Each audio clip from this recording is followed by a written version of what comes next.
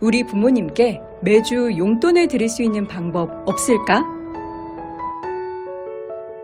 아, 미국 주식이 답이지? 미국 주식 잘하고 싶다고요? 그렇다면 이 세 분과 함께 하시죠. 11월 27일 토요일 오전 10시 미국 주식 온라인 세미나.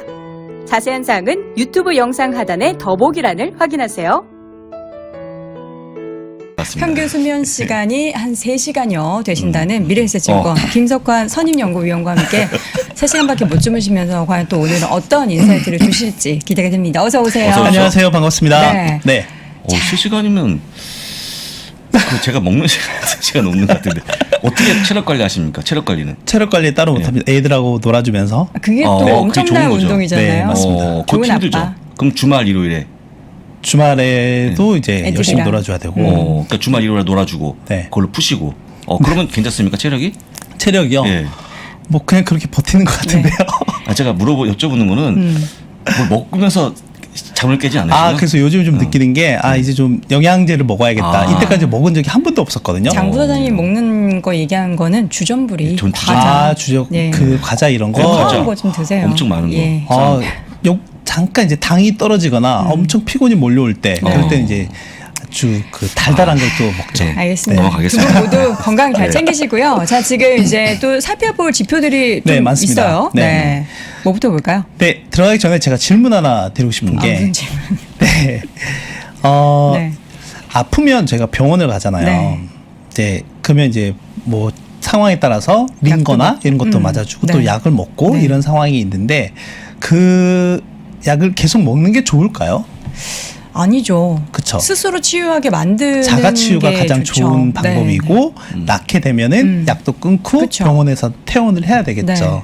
지금 딱 경제 상황이 그렇다라고 보시면 될 것 같습니다. 금융시장에 대한 그 흐름. 그래서 제가 이제 코로나라고 하는 이런 특수한 상황에 직면하면서 지금 시장에서 이제 지난 일주일 사이에 네. 가장 얘기가 많이 나오고 있는 게 이제 엊그저께 제롬 파월 연준 의장이 재지명이 되면서 가장 많이 나오고 있는 게 야 이거 약간 내년에 금리 인상이나 이런 속도들이 빨라지는 거 아니야? 뭐 이런 얘기들로 인해서 지금 주 초에 나스닥 기술주를 중심으로 해서 소폭의 조정 구매이 좀 진행이 됐었고 달러가 강세로 가고 금리가 치솟아 올라오는 네. 이런 모습들이 좀 나타났었거든요. 그래서 그 부분에 대해서 되게 많이 우려들을 하고 있으신 것 같은데 네. 저는 방금 앞에서 말씀드렸던 것처럼 일단은 펀더멘털이 개선이 되고 체력이 버텨준다라고 하면 지극히 정상화되는 과정이 맞다라고 저는 개인적으로 생각을 하고 있기 때문에 거기에 대해서 너무 우려할 필요는 없을 것 같다라는 생각을 갖고 있거든요.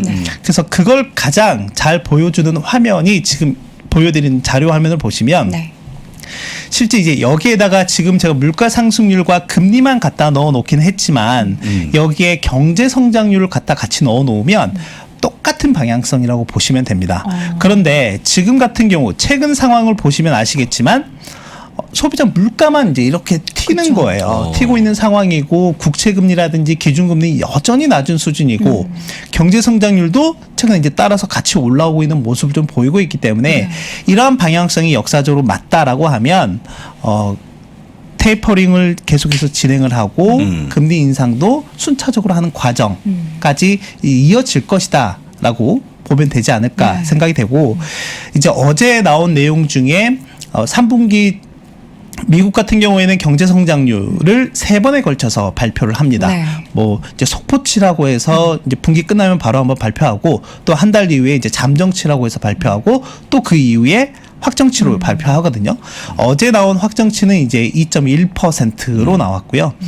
그러면서 이제 지난번에 나왔던 속보치가 2%였기 때문에 네. 2.1% 소폭 상향되긴 했지만은 여전히 전분기 대비에는 이제 낮은 수치라고 보시면 될 것 같은데 대신에 제가 여기에서 나와서 말씀드렸던 게 애틀란타 위원회에서 뭐 하는 GDP Now라고 하는 그 4분기 예측치가 네. 나왔는데 기존의 8.2%가 계속 11월 초부터 유지가 되다가 이 결과가 나온 이후에 8.6%로 상향됐습니다. 네, 일단은 상향이 됐다라고 보시면 되겠고 또 하나 어제 11월 FOMC 회의 의사록이 공개가 됐어요. 네.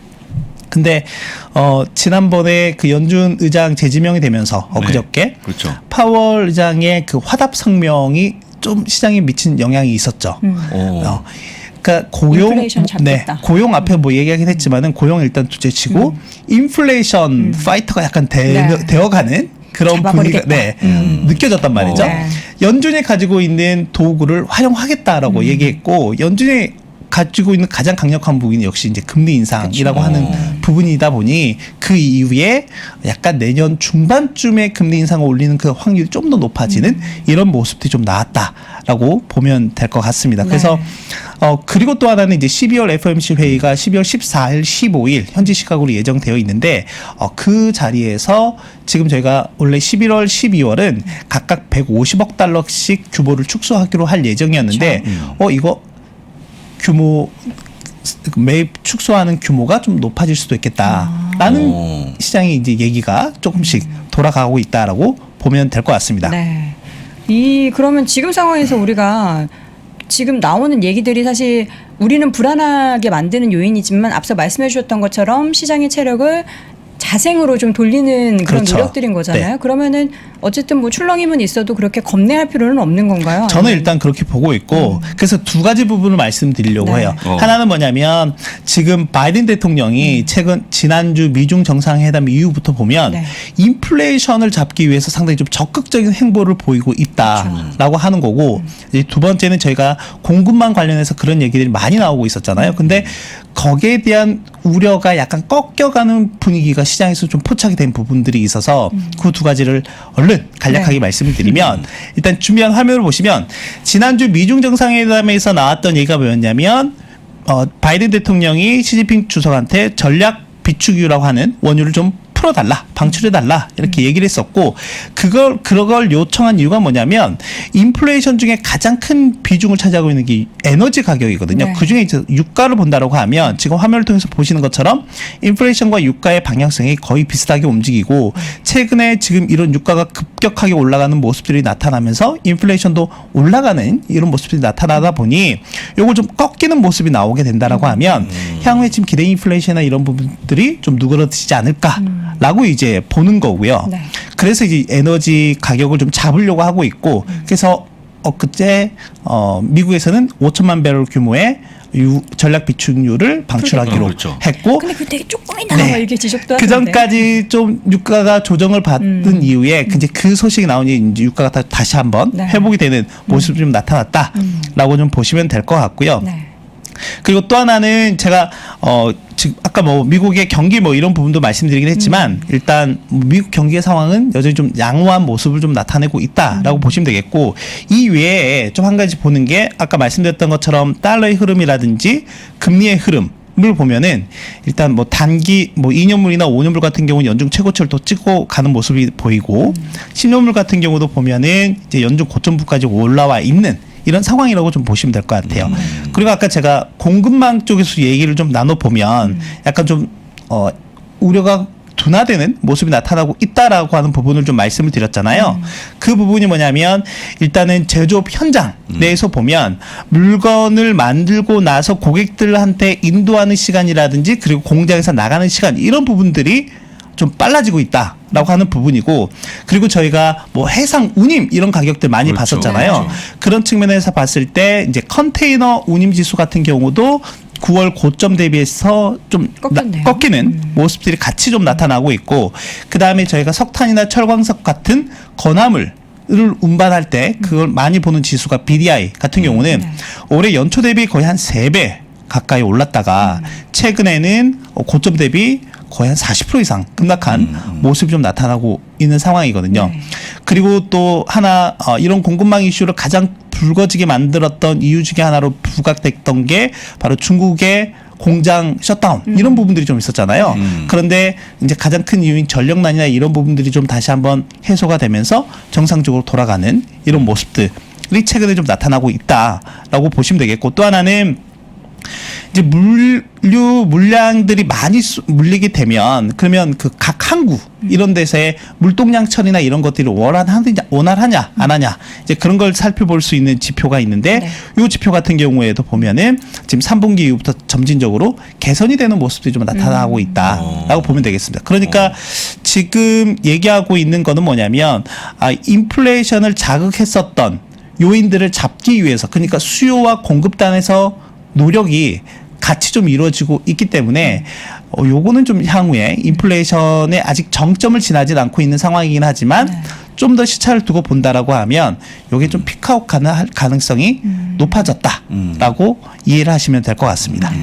좋은 상황도 또 나오고 있는데 사실 뭐 여러 가지 뭐 경제적인 여건이 좋아져도 중요한 거는 우리 경제의 발목을 잡는 그 코로나 확진자 수가 사실 우리나라도 그렇고 유럽도 그렇고 지금 계속 가파르게 증가를 다시 맞아요. 하고 있잖아요. 네. 이거는 또 다시 문제가 될 것 같긴 한데 어떻게 봐야 될까요? 그 전에 한 가지 봐야 될 게 뭐냐면 네네. 지금 바이든 대통령이 계속 인플레이션을 잡으려고 하잖아요.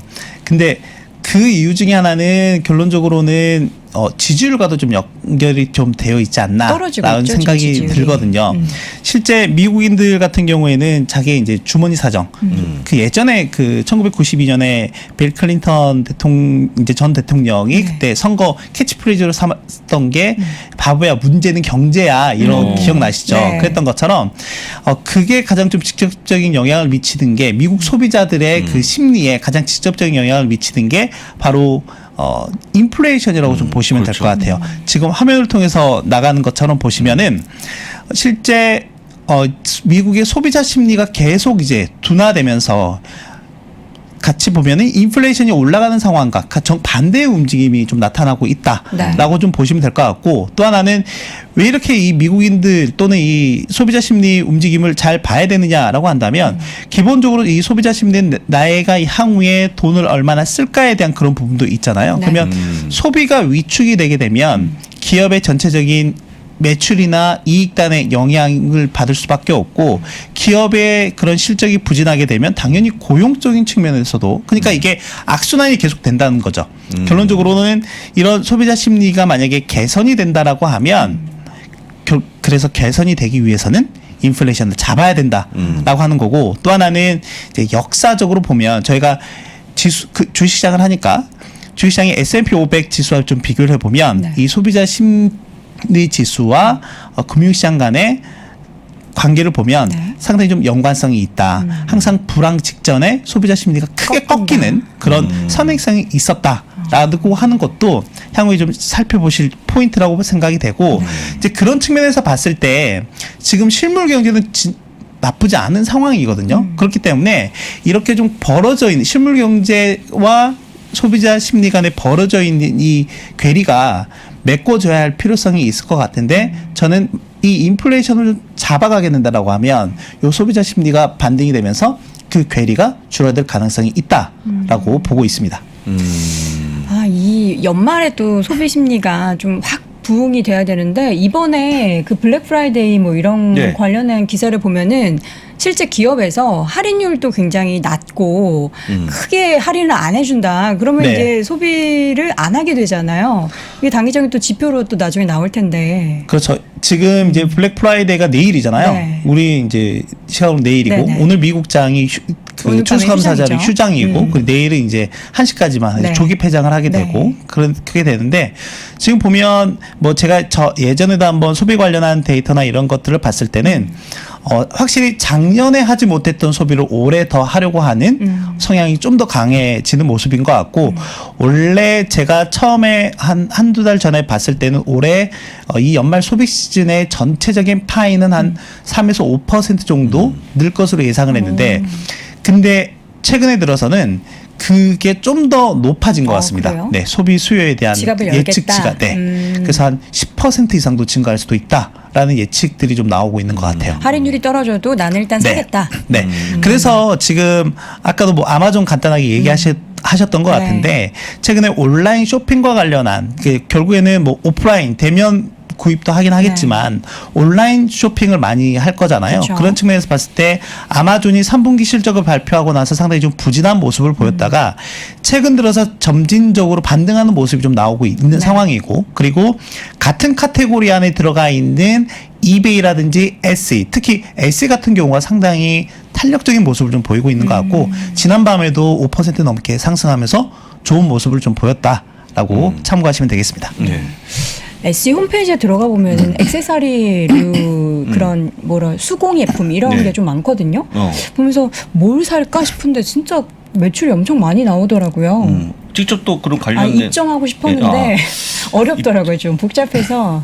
예. 복잡합니까? 쇼피파이보다 좀 어려워요. 아, 그렇군요. 쇼피파이가 정말 간단하게 돼 있고 다 있죠. S는 뭐 이렇게 인증하고 이런 게 조금 있어가지고 나중에 나중에. 입점을 고려해 보도록 하겠습니다. 예. 아까 얘기하다 말한 것좀 네. 코로나 얘기도 좀 가끔 했으면 좋겠어요. 네, 코로나 네. 얘기. 네, 지금 유럽을 중심으로 해서, 그러니까 뭐 독일이라든지 네덜란드라든지 오스트리아 뭐 이런 네. 나라들을 중심으로 해서 또 봉쇄령, 락다운에 또 들어가 있는 상황이긴 해요.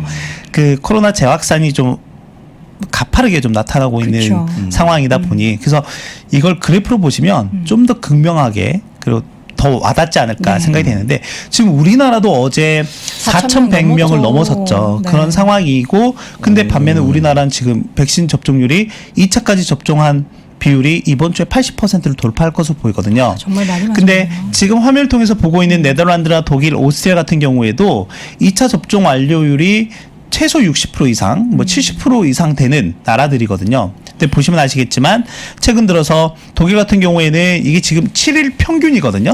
근데 일간으로 따지면 6만 5천 명대까지 올라가 있는 상황이라고 보시면 될 것 같습니다. 그러니까 그래서 이제 메르켈 총리가 퇴임하기 직전이긴 한데 야, 위험하다라고 했고 뭐 WHO 같은 경우도 간밤에 백신 접종이 상당히 높은 수준으로 완료가 되긴 했지만 여전히 개인 위생 방역 그러니까 마스크 잘 써야 된다 이 얘기를 또 하긴 했었거든요. 지금 이런 상황이다라고 보면 될 것 같고 네. 지금 백신 접종률에 따른 국가 분포를 보더라도 80% 이상이 되는 나라가 10개 나라나 되고 70%대 같은 경우에는 뭐 27개 네. 나라 정도가 된다라고 보면 될 것 같고요. 인구 대비 코로나 확진율 제가 궁금해서 네. 저희가 이제 매일 뭐 신규 확진만 이렇게 보는데 그러면 전체 인구 대비 코로나 확진율이 얼마나 됐을까 우리나라 궁금해서 엄청 적네요. 의외죠. 네. 우리나라는 전체 인구 대비 0.8%밖에 되지 않습니다. 아니 4천 명이라 그래서 엄청 정말 깜짝 너무 놀랐죠. 무섭다 했는데. 네, 그러니까 지금 뭐 영국이나 네덜란드, 미국 이런 나라들에 비하면 네. 저는 양호한 수준이 아닌가라고 오, 생각을 하고 그러네요. 있긴 하거든요. 네. 그러면서 백신 접종률이 지금 우리가 이제 80%대까지 와 있는 상황이고 또 하나 최근에 일본 케이스를 좀 보면 일본이 정말 의아한 거의 뭐 미스터리한 상황이긴 합니다. 일본이 지난 여름에 일일 평균 확진자가 2만 5천 명, 뭐 2만 명을 넘어가는 수준에서 어제자 기준으로 50명대까지 떨어졌어요. 50명이요? 네. 그게 가능해요? 그러니까요. 제대로 확인하는 거 맞나요? 그렇죠. 뭐 그 아프리카 같은 그 후진국도 어떻게 50 아니고 명이 네 되죠? 그렇잖아요. 그렇죠. 네. 근데 일단 일본의 백신 접종률도 거의 80%에 육박합니다. 2차까지 네. 완료한.